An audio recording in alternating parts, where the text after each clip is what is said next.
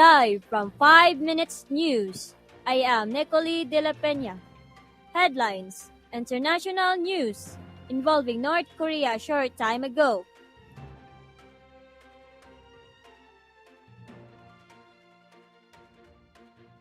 National news: 5 rescue workers have been killed after being swept away in the flash floods in the main Philippines island of Luzon.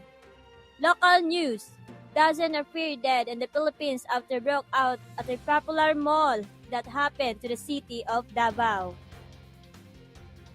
Tonight, North Korea launching 2 short-range ballistic missiles. It comes as the U.S. sending the aircraft carrier Ronald Reagan back to the region as tensions increase after Monday's launch over Japan, left citizens scrambling for cover. South and U.S. responded with a show of force, but tonight, an embarrassing malfunction as South Korea missile plowed into a military base during a live fire drill, with the U.S. turning it into a real-life fire. There were no injuries, but South Korea didn't even acknowledge the malfunction until hours after social media videos shows the huge ball of fire. A local lawmaker blasted the military, saying it had threatened and panicked the local population, which was not given warning or an explanation as to what went wrong. Despite the malfunction, these U.S.-South Korea exercises are expected to continue, while that U.S. aircraft carrier heads to the water of South Korea, bracing not only for more North Korea missile launch. 5 rescue workers have been killed after being swept away in the flash floods in the main Philippines island of Luzon. That flooding was a result of heavy rain from Super Typhoon Nuru, whose rapid intensification caught forecasters by surprise. The Super Typhoon is the strongest to hit the Philippines this year, bringing wind gusts of more than 200 km/h. Super Typhoon Nuru crashed into the main island of the Philippines. Winds gusted up to 180 miles an hour, and there are fears of coastal surges. The torrential rain is already causing river level to rise. Red Cross volunteers work their way through low-lying neighborhoods, ushering this country is used to extreme weather alert, but Naro developed into a super typhoon with very little warning.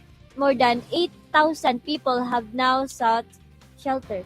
I evacuated the house that I'm living in because I'm scared. The floods there get really high and I don't want to repeat of what happened to me before.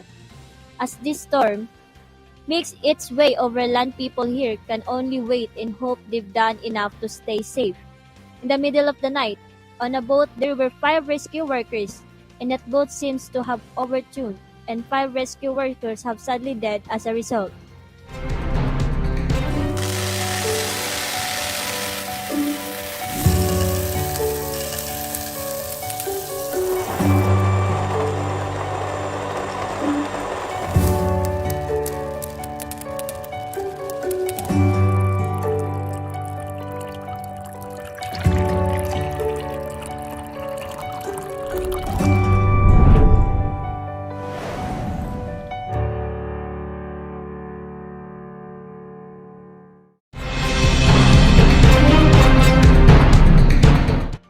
Dozens are feared dead in the Philippines after broke out at a popular mall that happened to the city of Davao. At least 37 people are feared dead. Recovery efforts are underway.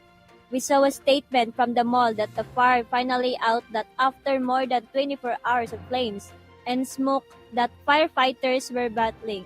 So we do understand the fire is now out, but it's still not accessible to anyone other than emergency responders. This is where it's all happening on the isles on this island of Mindanao, in the city of Davao, one of the largest city in the Philippines, at the NCCC Mall. Let's show you some photos of what happening outside during all this. You can see people, they were trapped on the roof of the mall. Straddling the edge there as smoke is billowing out around them, just trying to escape the smoke and the flames. We also have some pictures from inside the mall with that was happening there from a body camera of a firefighters.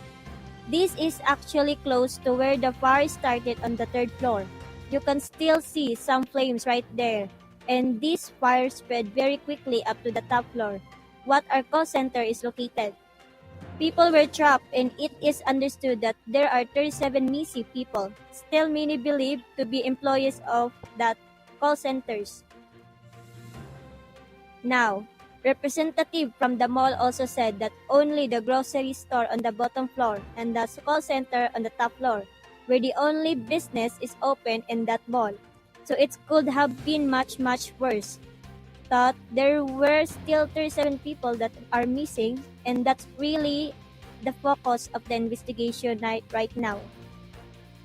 According to the mayor of the town of Davao, who is also the daughter of the President of the Philippines, she says, right now it's really about finding those 30s have been missing people, though officials say there's no chance that they could have survived this. That's all for the 5 minutes news. I'm Necole de la Peña reporting.